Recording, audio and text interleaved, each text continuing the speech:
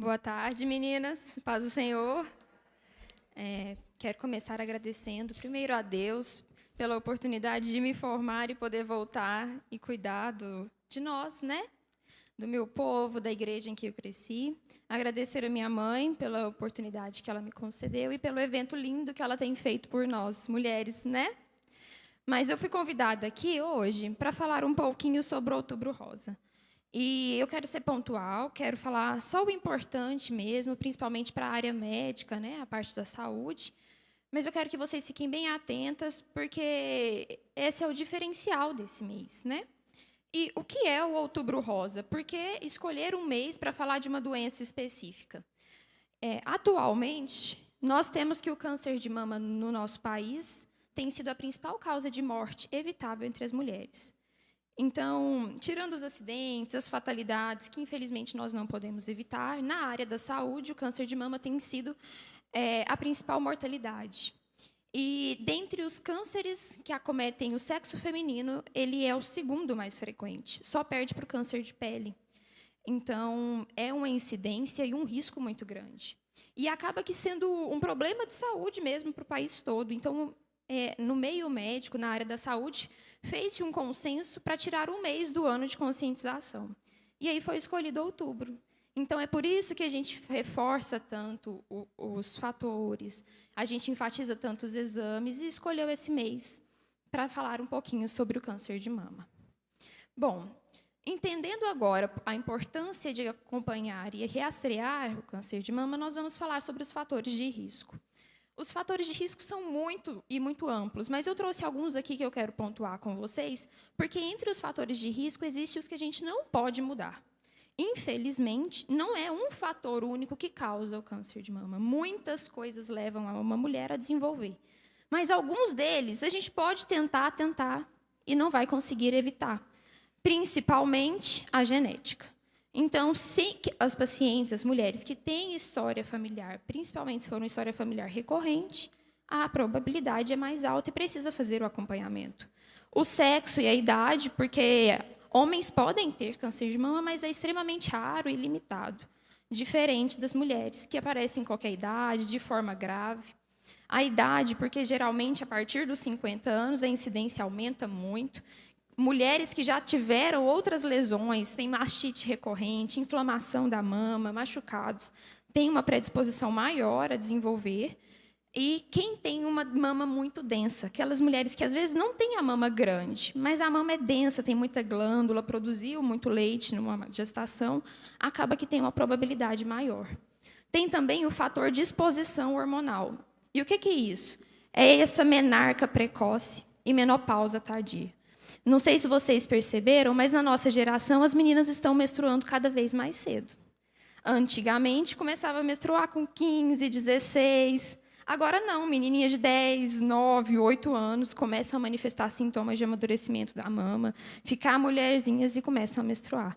E isso é um fator de risco, porque é uma exposição hormonal muito longa. Elas deveriam ter menos exposição hormonal. Então, mulheres que tiveram a primeira menstruação, que chamamos de menarca, mais cedo têm o risco de desenvolver mais câncer de mama. E mulheres que demoram muito para entrar na menopausa, ficam tendo exposições hormonais por muito tempo, também têm esse risco. E outras mulheres que tiveram outros tipos de câncer também têm mais chance de desenvolver. Tirando esses fatores que nós não podemos evitar, nós temos os fatores que podemos evitar. E é esse que eu quero que a gente esteja atenta. Porque existem coisas que a gente não pode cuidar, mas existem as que a gente pode. E só aqueles fatores não vão determinar a gente ter ou não. É um conjunto. Então, eu acho muito importante a gente ter consciência e fazer a nossa parte para evitar dentro do possível, né? E aí, essa aqui é a lista dos fatores evitáveis, que é o uso de anticoncepcional hormonal, a reposição hormonal, quem mexe com radiação ionizante, as mulheres que têm a primeira gestação tardia, a partir dos 30, 35 anos, têm mais chance, ou mulheres que nunca tiveram gestação, obesidade, álcool e estilo de vida. E essas 3 últimas eu quero reforçar muito, porque essas são marcas muito importantes. Os estudos dizem que as mulheres que têm os cânceres mais graves não tiveram um estilo de vida saudável. elas comiam muito, comiam mal, não praticavam atividade física e até durante o tratamento. Um dos fatores importantes para a boa recuperação no tratamento é a alimentação e atividade física. E eu tenho minha mãe para testemunhar que, durante o tratamento, teve uma recuperação e uma qualidade de vida muito melhor por causa do estilo de vida. Então, não adianta a gente só ficar preocupada, ir lá, fazer a mamografia, acompanhar, se a gente não se cuida, se a gente não faz atividade física, se a gente não cuida dos nossos hábitos. Infelizmente, eu queria muito que fosse só um mês de conscientização e a gente pudesse viver tranquilo o resto dos meses, mas não é assim. Precisa ser um hábito diário. Todos os meses a gente tem que cuidar, tem que olhar, tem que ficar atento, porque esses são os fatores que dependem de nós. Mas sobre os CAs, sobre os cânceres, quais são os sinais e sintomas que tem que dar um alerta na nossa cabeça quando a gente olha?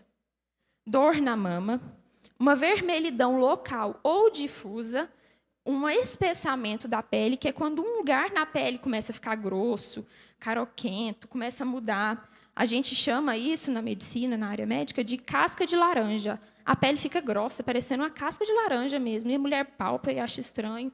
Isso é um fator muito importante. Quando ela aperta o seio e sai secreção sem estar na pós-gestação ou amamentando. Quando tem um inchaço na mama ou, de repente, o peito ficou assimétrico. Ela era de uma forma e, de nada, ele mudou. E aí ficou um peito diferente. Ou quando tem um nódulo palpável, que a Poliana bem disse, o caso dela foi assim que ela identificou. Então, aqui estão as principais alterações. A vermelhidão, a secreção, quando tem um inchaço local, a pele fica grossa e alterada, um carocinho, quando as veias de um peito só dilatam e ficam visíveis, quando tem coceira excessiva ou a mudança do formato. E aí, identificando isso, o que a gente precisa fazer? Precisa fazer o rastreamento. O rastreamento hoje, pelo Ministério da Saúde, se dá por 3 formas. Procurando um profissional qualificado para fazer a avaliação e fazendo um exame de imagem, que é a ultrassom ou a mamografia.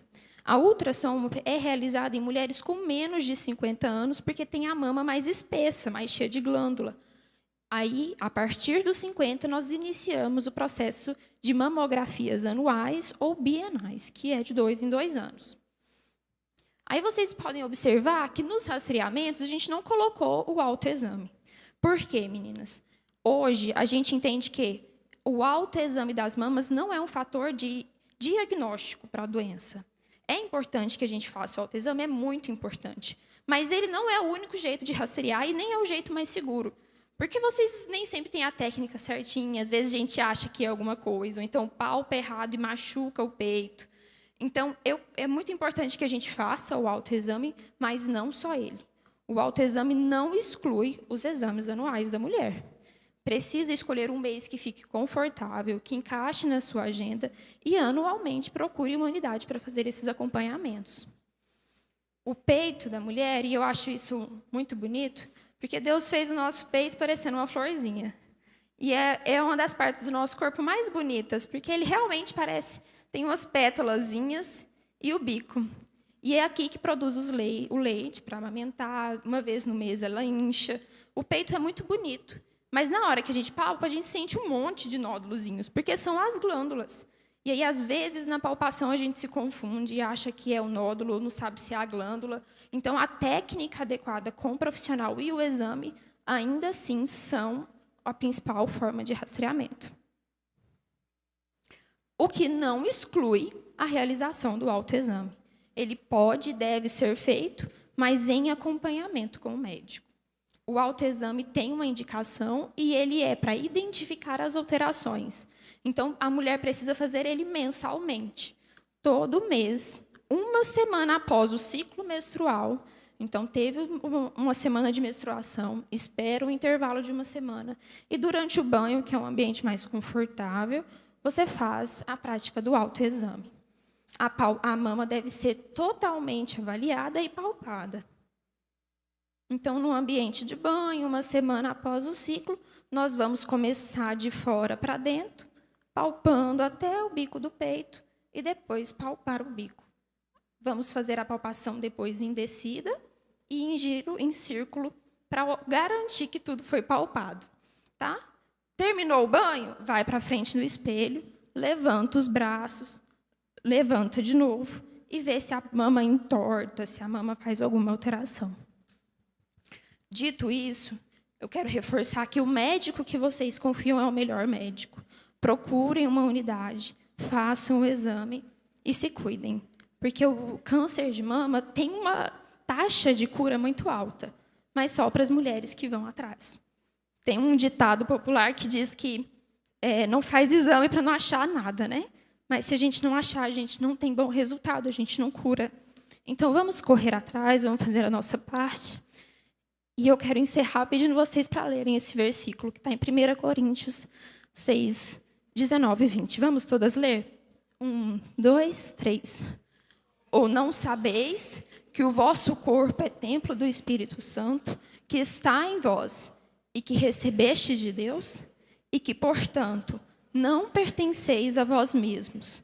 Alguém pagou alto preço pelo vosso resgate. Glorificai, portanto, a Deus em vosso corpo. Vamos cuidar, tá, meninas? Muito obrigada.